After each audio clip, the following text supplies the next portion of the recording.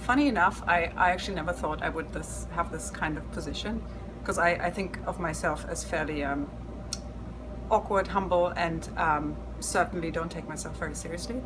However, I've been proven wrong, and I learned that my personality can rather be an asset than a liability. So I think for my position as a chief creative officer at Ogilvy in May, I have a few things I really believe that help creativity and help the creative culture at a place. One biggest thing to me is a paradox, which is basically getting out of the way. And that's something, me being a control freak, I had to learn the hard way. But there is a truth in stepping away and letting people do what they can do best.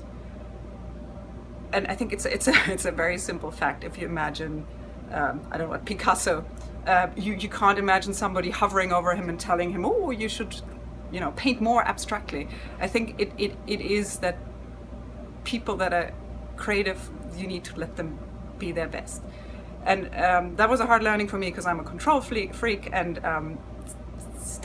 taking one step back has certainly been something I struggled with, and I'm happy I'm doing, and I know it helps the creative output. I'm just there to deliver the right conditions for people to grow.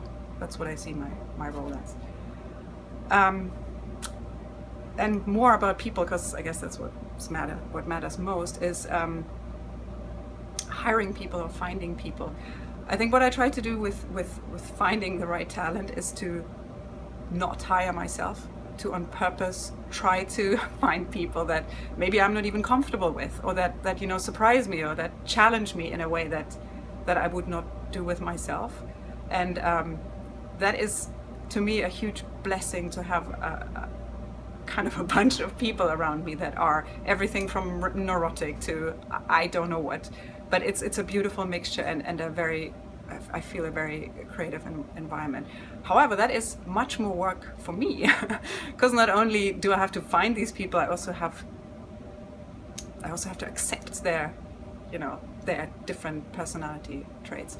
And I think something that really inspired me to do this was my how I grew up and how my life proceeded. Is I grew up in Germany, a place known for its directness, and then later on I lived and worked in Amsterdam, and that's the place where I really experienced, I've never worked with more nationalities ever.